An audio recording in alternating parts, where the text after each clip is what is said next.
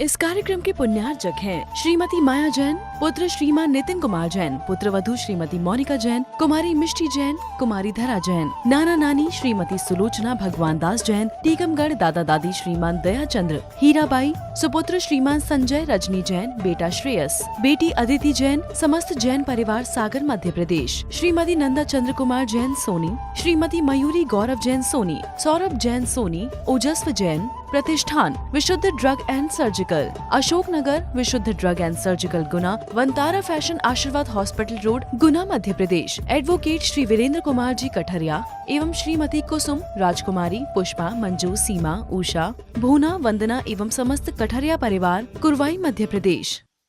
मेरे न हुए मैं इनसे अति भिन्न अखंड निराला हूँ। ये आत्म तत्व कैसा है? सब भिन्न है। आत्मा से भिन्न सब चीजें पृथक हैं, लेकिन संसारी प्राणी रात दिन इसी में उलझा हुआ है, इसी को जोड़ने में लगा है। जो तुम्हारे साथ कभी जाने वाला नहीं है उसको जोड़ने में लगा है। तो इसलिए गुरुदेव कह रहे हैं, जुड़ो ना जोड़ो, ना तुम किसी से जुड़ो ना किसी को जोड़ो, क्योंकि जोड़ना ही तुम्हारे लिए दुख दर्द है, सिर दर्द है। क्योंकि जिससे मैं जुड़ जाता हूं उसको छोड़ने में बड़ी तकलीफ होती है, क्योंकि मोह महामद पियो अनादि भूल आपको भरमतवादी। ये संसारी प्राणी व्यर्थ में मोह के वशीभूत होकर के व्यर्थ में संसार के परिचक्र में लगा हुआ है। 4 गति 84 लाख योनियों में मोह के वशीभूत होकर के यह जीव भ्रमण कर रहा है, भटक रहा है। और इसी भटकन को छुड़ाने के लिए संत लोग तुम्हारे नगर में आते हैं, गुरुदेव तुम्हारे नगर में आते हैं कि बचो, समझो, संभलो और जीवन को आगे बढ़ाने का सुप्रयत्न करो, जिससे तुम्हारी आत्मा का उत्थान और विकास और कल्याण हो। कल मैं परसों शाम को यहां पर आया था। कल यहाँ पर 2-5 वृद्ध माताएं जो पुराने चावल की तरह यहाँ पर थे, और 2-4 पुरुष वर्ग थे। किसी को टाइम नहीं है धर्म ध्यान करने का, किसी को फुर्सत नहीं है प्रभु को निहारने का। एक नगर में 2 प्राणी रहते थे। कितने रहते थे? यहां पर भी 2 ही हैं, एक अंधा और एक सेठ जी। एक नगर में 2 प्राणी रहते थे, एक अंधा भक्त प्रभु का अनन्य भक्त और एक सेठ जी,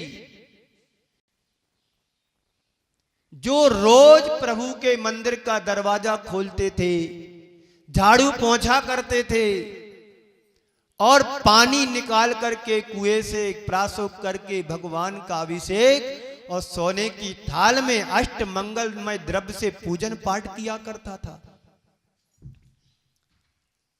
लेकिन सेठ जी अपने समय से आए और वो अंधा भी अपने समय से आता था। एक दिन सेठ जी को कुछ विलंब हो गया आने में, और वो अंधा व्यक्ति अपने समयानुसार मंदिर पहुंचता है और मंदिर में प्रभु के दर्शन करता है, भक्ति गुणानुवाद करता है। तो भगवान अनायास बोल उठे कि अंधे, तेरे पास में अंधे तुम्हारे पास कुछ भी नहीं है और मैं तेरी भक्ति से प्रसन्न हूं। कौन बोल रहा है? भगवान बोल रहे अंधे से कि अभी देख कोई नहीं है और मैं तेरी भक्ति से प्रसन्न हो गया हूं। तो आपके पास आंखें नहीं है, तू मेरे से आंखें मांग ले और मेरी आंख निकाल करके तू अपनी आंखों में जड़ ले। कम से कम तू मेरे को तो निहार लोगे, दर्शन तो कर लोगे, तुम अपने काम भी तो अच्छे से कर सकते हो। अंधा व्यक्ति बड़े श्रद्धालु था, हाथ जोड़ करके कहता है, प्रभु मुझे कुछ नहीं चाहिए, ले ले, देख अभी भी मौका है तेरे लिए, मेरी आंखें निकाल ले, तेरी आंखें लगा लो तुम अपने में, तू देख लेगा। तो कहता है, नहीं प्रभु मुझे देखने की जरूरत नहीं है। तुम मेरे को निहार लेते हो, मेरा जीवन निहाल हो जाता है, मुझे किसी आंख की जरूरत नहीं है। बात चल ही रही थी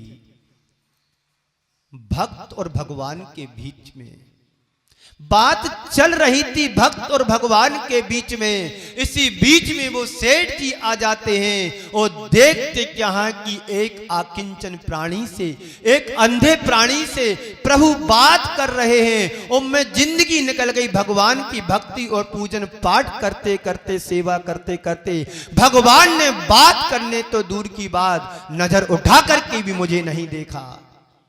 बात क्या है, मामला क्या है?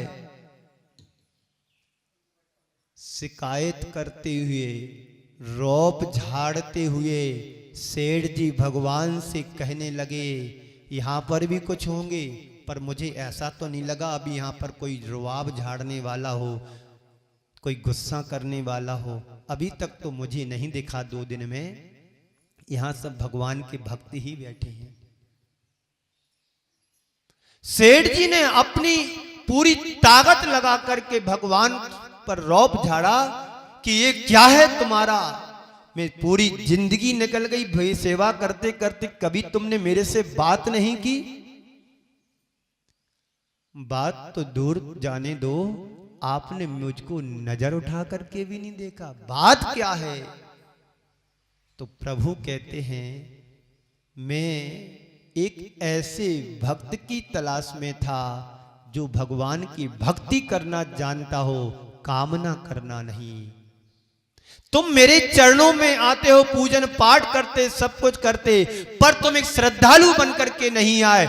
जब भी तुम मेरी पूजा पाठ करने आए, तुम याचक बनकर के आए हो, कामी बनकर के आए हो, तुम मांगने के लिए आए हो। वो एक अंधा व्यक्ति, कभी उसने मेरे से मांगा नहीं, भक्ति की, दर्शन किए, चुपचाप अपने घर चला जाता था। तो मैं इसी तलाश में था, कभी ना कभी कोई मेरा एक ऐसा भक्त मिलेगा। वो मेरे लिए आज भक्त मिला। मैं अनायास उसके लिए बोल पड़ा और मैंने सोचा कि ये अंधा है, चलो मेरी आंखों की जरूरत मुझे नहीं है, तो कम से कम मेरी आंखें इस एक आकिंचन प्राणी के काम तो आ जाए। शायद भगवान की भक्ति करने वाला एक भक्त हो सकता है, लेकिन भगवान के चरणों में जाए तो कभी याचक, कामी और कामना बनकर के ना जाए, कभी भिखारी बनकर के ना जाए। प्रभु के चरणों में जाओ तो एक सच्चा भक्त और श्रद्धालु बनकर के जाओ, तुम्हें भरपूर मिलेगा। और जहां तुमने अपनी याचना की, मेरा एक काम बन जाए, मेरा वो काम बन जाए, मेरी बच्चों की पढ़ाई हो जाए, मेरे बच्चों की शादी हो जाए, मेरी बहू अच्छी आ जाए, मेरा मकान बन जाए, मेरी दुकान खुल जाए, जो मिलने वाला होगा वो भी तुम्हारे हाथ से छिटक जाएगा। तो क्या करूं भगवान, बोली लेता हूं 500 रुपए की धारा, शांति धारा की, वो पानी में गई क्या? पानी में नहीं जाएगी। तुम्हारा द्रव्य तुम्हारा सार्थक बनाएगा, तुम्हारे जीवन को कृतार्थ करेगा। कब? जब तुम्हारी आस्था प्रभु चरणों से जुड़ेगी, तब बिन मांगे मोती मिले, मांगे मिले ना भीख। इस युक्ति को चरितार्थ करो, जीवन में धारण करो।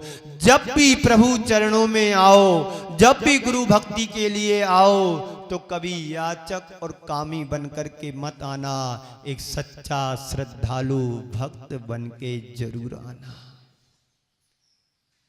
आप लोग वृक्ष के नीचे जाओ और वहां पर याचना करो कि प्रभु मुझे छाया मिल जाए, तो उस व्यक्ति को तुम क्या कहोगे? मूर्ख कहोगे। देखो, छत के नीचे बैठा हो, कह रहा मुझे छाया दे दो थोड़ी सी। अरे प्रभु की सेवा करोगे, भक्ति करोगे तो छाया अपने आप मिलेगी, पुण्य रूपी छाया तुम्हें अपने आप मिलेगी।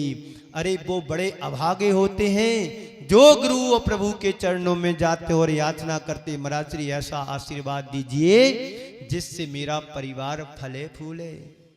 तुम पहले एक बीज तो लगाओ, फल की आशा रखते हो, फल फूल की कामना रखते हो, कभी बीज लगाया?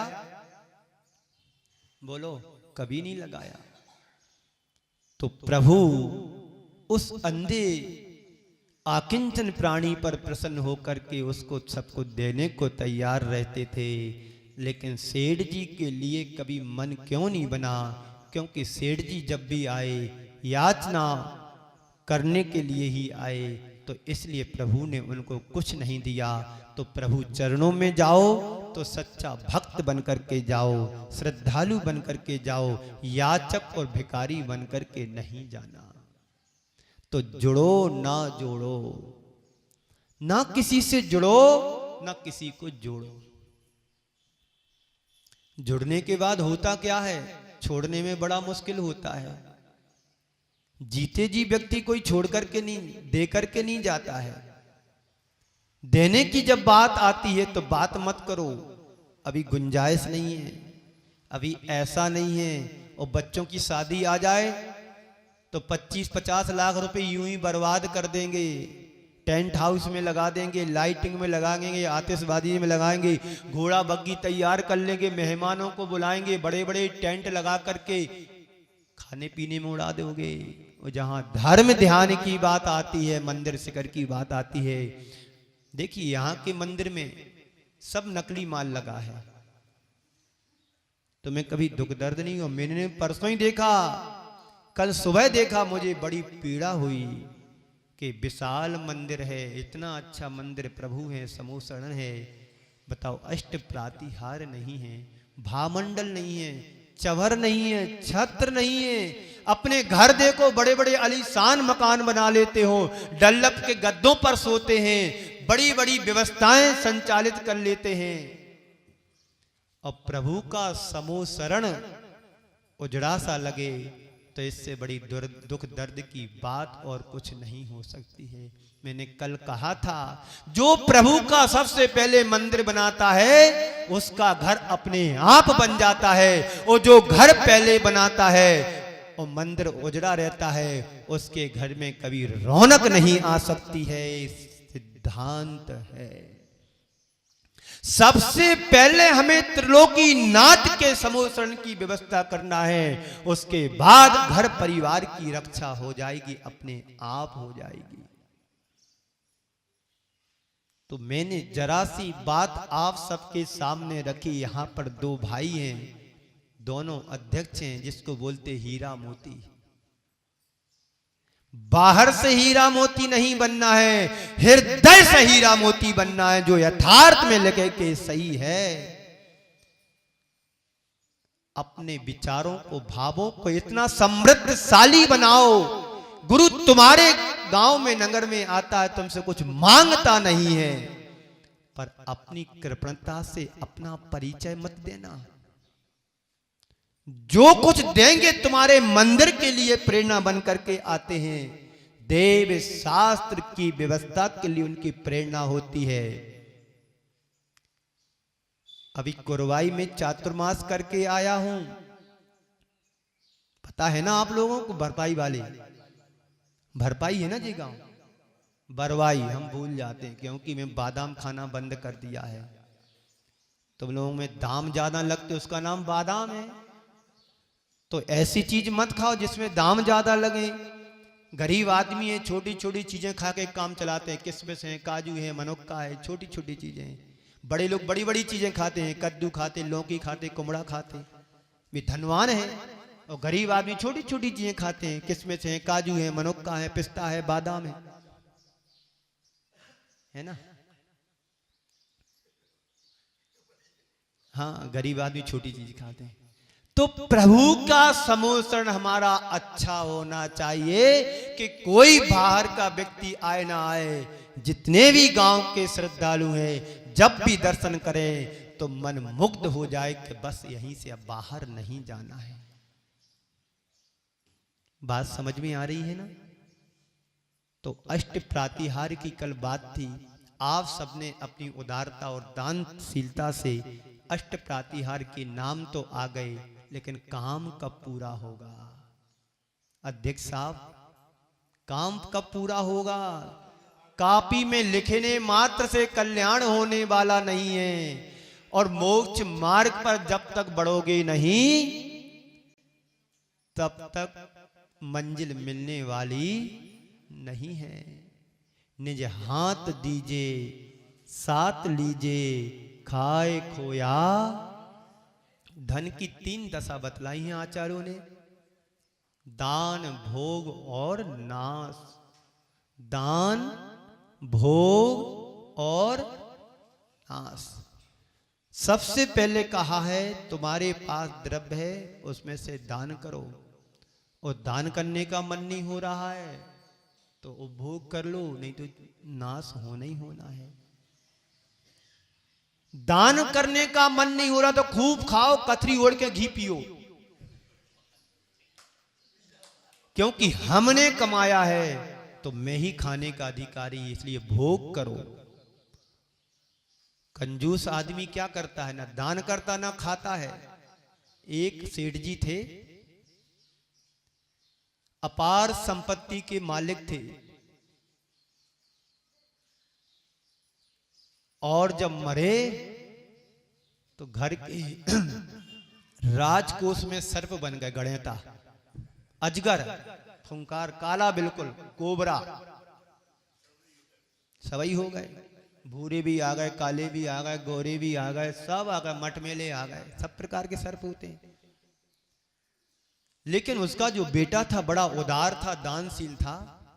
अब पिताजी की 13वीं होना थी तो उसने क्या किया कि मैं दान देने की घोषणा कर दी और कहा कि जाओ राजकोष में अपने मंत्री को भेजा कि जाओ राजकोष से कुछ द्रव्य निकाल करके लाओ, आज अपने लिए सबको वितरित करना है, दान देना है। जैसे ही मंत्री अंदर जाता है तो देखता क्या है कि बड़ा काला सर्प फन फैलाए वहां पर बैठा है द्रव्य राजकोष में।